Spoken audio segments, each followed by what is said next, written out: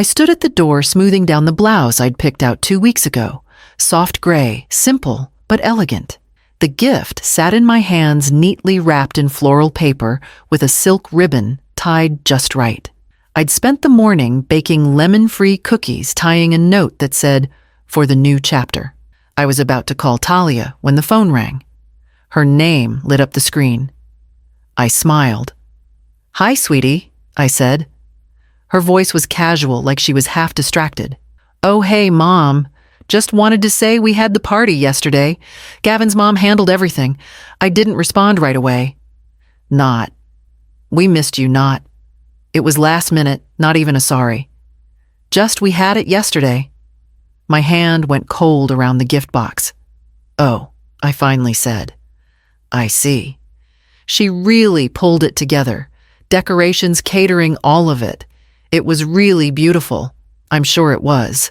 "Well, gotta run. Love you." She hung up before I could say anything else.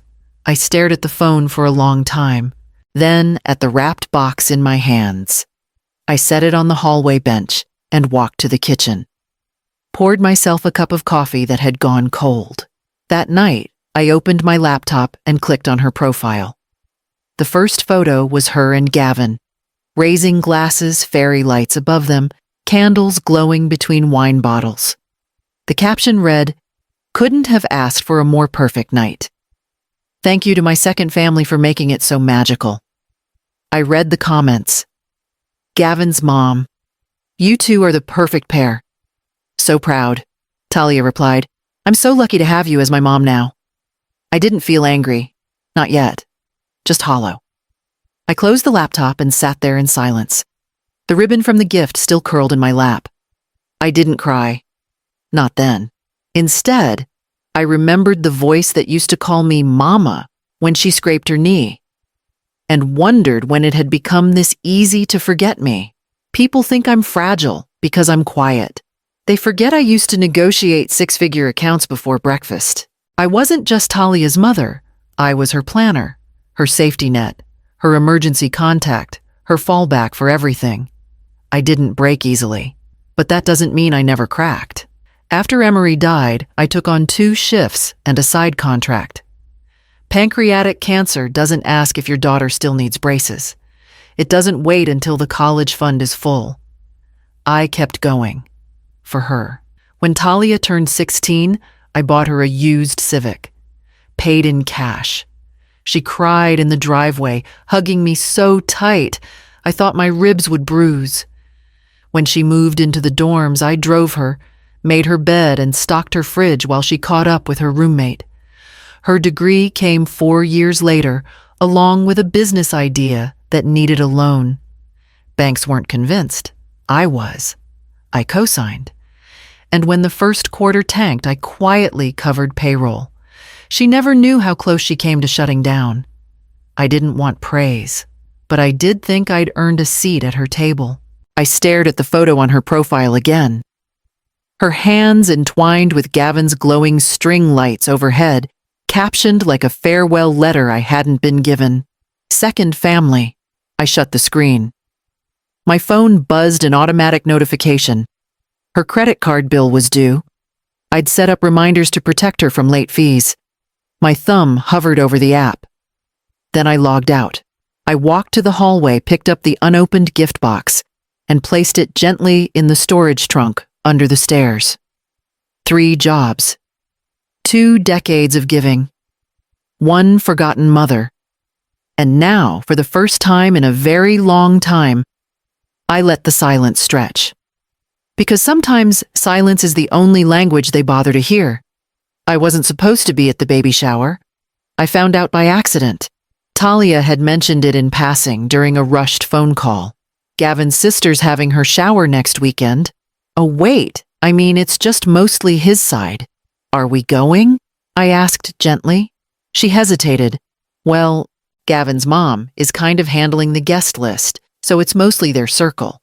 But if you really want to come," that "if" sat heavy in my chest. I showed up with a quiet gift, soft towels, and a basket of handmade lotion. I stood on the porch for a moment before ringing the bell, wondering if they'd act surprised to see me. They didn't. But no one really greeted me either. Gavin's mother took one look and smiled wide, her voice full of polite cheer. "Oh, you must be Talia's mom. We all know who the real boss is, though, don't we?" She winked toward herself and everyone around her laughed. I smiled. Hands folded in front of me like a guest at someone else's holiday. Midway through the event, they handed out little scented gift bags, candles and bath salts wrapped in tulle. Gavin's mom lifted one and said, "For the real moms who do the hard work." She walked straight past me and placed it into the lap of her sister. Talia stood beside her and nodded, saying nothing. Not once did she glance toward me, not even when I caught her eye. Later, just before I left, she pulled me aside near the kitchen. "Thanks for coming, Mom. I know it was kind of their thing. Their thing. That's what it always became. Their family. Their events. Their circle. And me on the outer edge, politely allowed in." I drove home in silence, the favor bag unopened on the passenger seat. When I walked into the kitchen, I set it next to the gift, still waiting in the hallway. Some things I was starting to realize were never meant to be unwrapped. It didn't happen all at once. The shift came gradually, like the way leaves change before a storm, almost beautiful if you're not paying attention.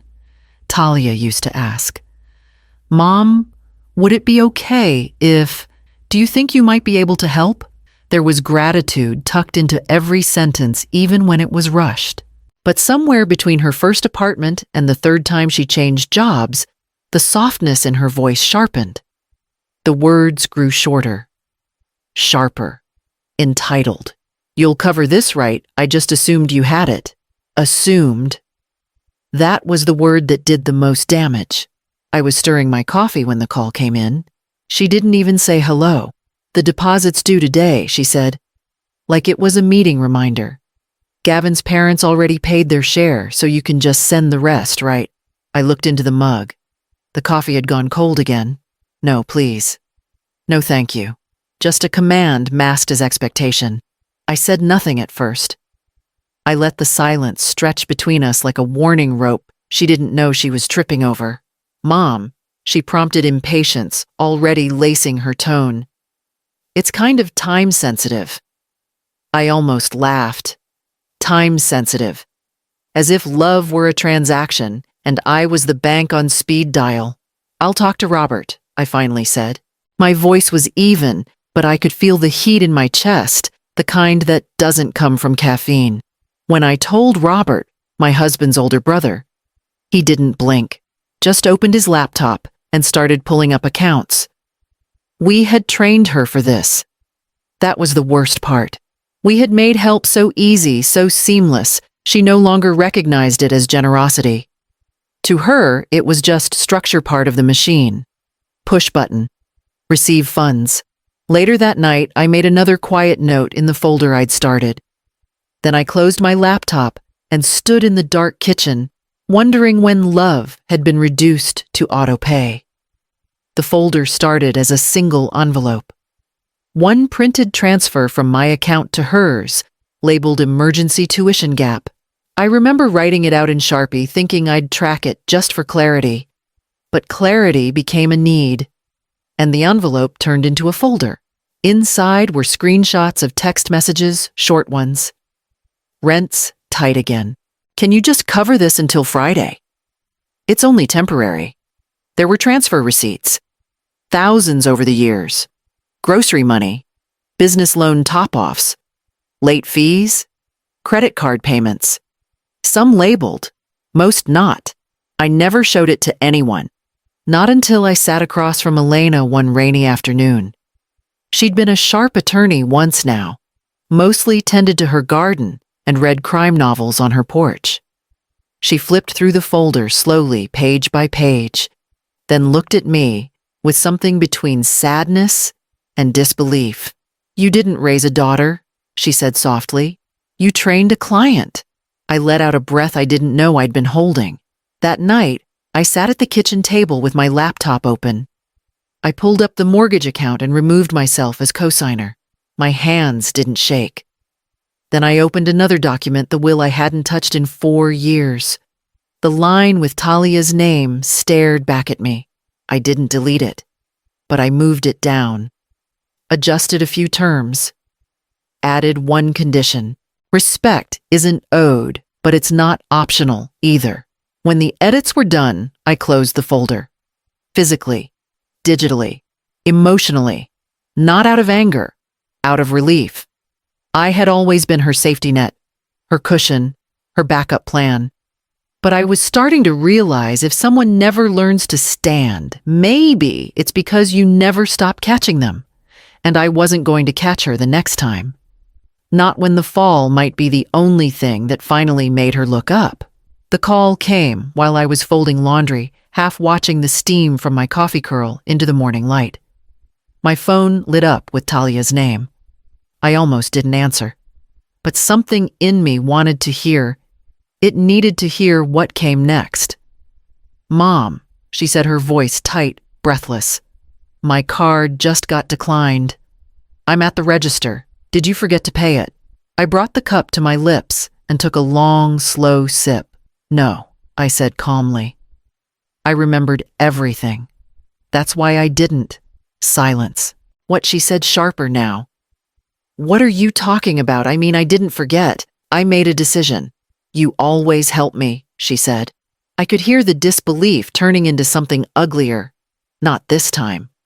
I could picture her standing there, designer bag in hand, trying to reconcile the moment. Not just the embarrassment, but the shift in control. The realization that the faucet had stopped flowing. "You don't understand," she said quickly.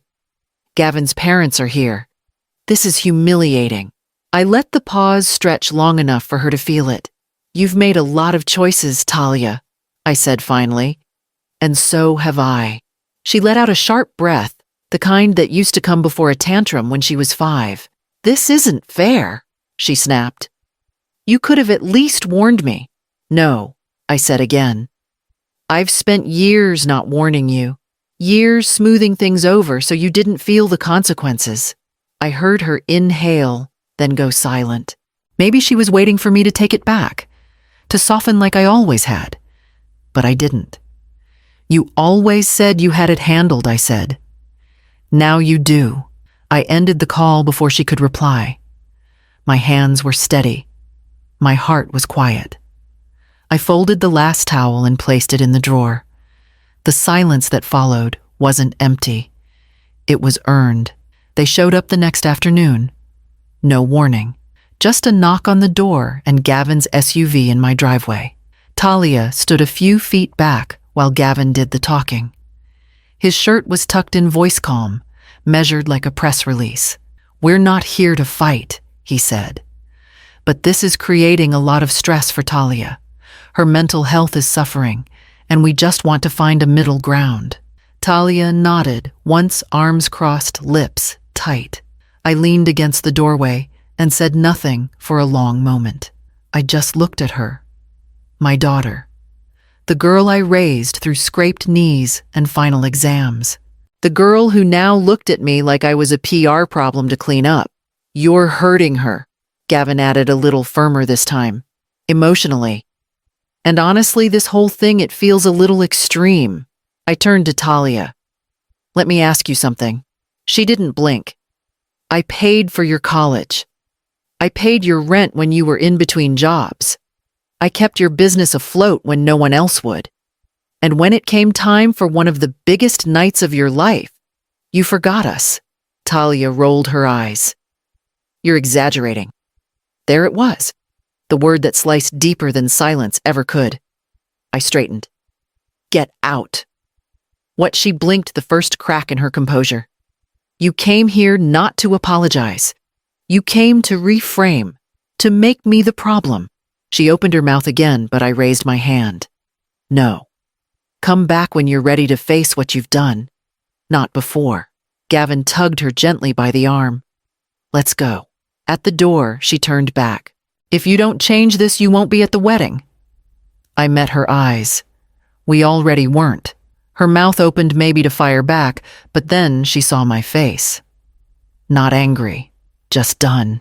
And for the first time in years, I watched her leave without chasing after her. Robert came by the next morning with a bag of oranges, and that same quiet look he always had when something serious needed doing. He didn't ask what happened. I didn't explain. We just sat at the table, opened our laptops, and started making changes. No tension, no dramatics, just the quiet work of undoing things. First, the will. I scrolled to the section where Talia's name appeared. Beneficiary, executor, default decision maker. It had all been done years ago, back when I still believed the future was something we could build together.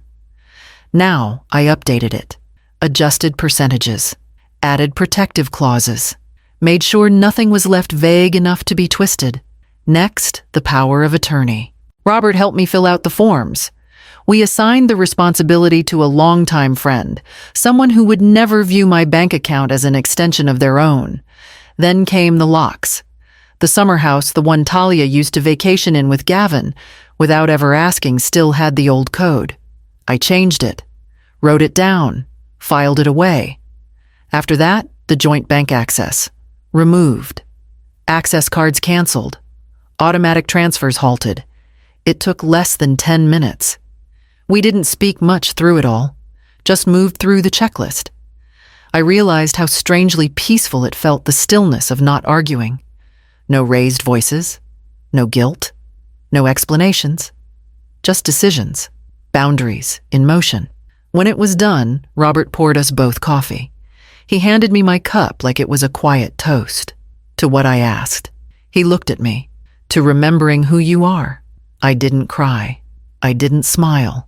But I felt something steady return to my chest. We sat on the porch as the sun slipped down past the trees. The phone buzzed once in my pocket. I didn't check it. I didn't need to, because we had drawn the line. And for the first time in a very long time, I didn't feel like crossing it back. It came on a Tuesday, an ivory envelope tucked between the electric bill and a charity flyer. The return address caught my eye first. The venue. The one Talia had gushed about over the phone 6 months earlier, when I'd still been footing deposits without question. I opened it slowly. Heavy cardstock. Pale gold lettering. With love and respect, we invite you to witness the union of Talia Whitman and Gavin Rhodes. Respect. I stared at the word until it blurred. Not from tears. Just from disbelief. There had been no phone call, no apology, no acknowledgement of everything said or unsaid on my doorstep. Just a formal piece of paper trying to smooth over months, maybe years, of being quietly erased. I stood, walked to the hallway cabinet and opened the bottom drawer. The folder was there, thicker now. I slid the invitation inside without a sound. That weekend, the town felt quieter. Maybe it was me. Neighbors knew, of course. Small towns always do. But no one asked questions. Marjorie from down the road stopped by with a basket of pears. We sat on the porch with coffee and watched the fire pit flicker down into glowing embers. She didn't mention the wedding. She just passed me a blanket and said, "Cooler than they said it would be." We sat there a long time, not talking much. And yet it felt more honest than any speech I might have heard at that head table. No photographers, no forced smiles, no performances. Just the comfort of someone sitting beside you who expects nothing but your company. The next morning, I checked my phone once. No messages from Talia, no missed calls, but there were photos online. Perfect lighting, toasts midair. Gavin's mother, fixing Talia's veil with that too familiar intimacy. I closed the app. Then I stepped outside to water the hydrangeas I'd planted last spring, their roots steady now in the soil I chose. Because some things bloom better far from the ceremony. The text came just after noon. "Do you even love me anymore?" No greeting, no context. Just that. I stared at the screen for a long while, thumb hovering over the keyboard. Heart steady. No anger, No sadness. Just a quiet knowing that some questions come too late, not because the answer changed, but because the person asking never bothered to hear it when it mattered. I set the phone face down on the table and walked into the study. In the corner next to the window sat a small ceramic pot with chipped edges. Inside it, the struggling vine Talia had given me one Mother's Day long ago, back when gifts were messy, homemade, and full of effort. It wasn't dead. Not quite. A few leaves clung on, dry at the edges, but green enough to keep hoping. I fetched the watering can, drizzled just enough to soften the roots, then tilted the pot toward the light. I hadn't thrown it out, even when it started to wither. Something in me still believed it could come back if it chose to. As I turned to leave, I paused in the doorway. I do love her, I said aloud to no one. But then I added, softer, truer. I finally love me too. That was the difference. All these years I'd poured from a well I didn't know was drying up, kept giving and giving because that's what mothers are taught to do. That love means staying fixing, sacrificing no matter the cost. But somewhere in the quiet between the canceled transfers and the unopened envelope, I'd remembered that I existed too. I picked up my book from the side table and settled into the armchair, letting the afternoon light stretch across the floor. The phone buzzed again. I didn't check it. Instead, I turned the page. Because sometimes the most loving thing you can do for them and for you is to stop answering and start healing.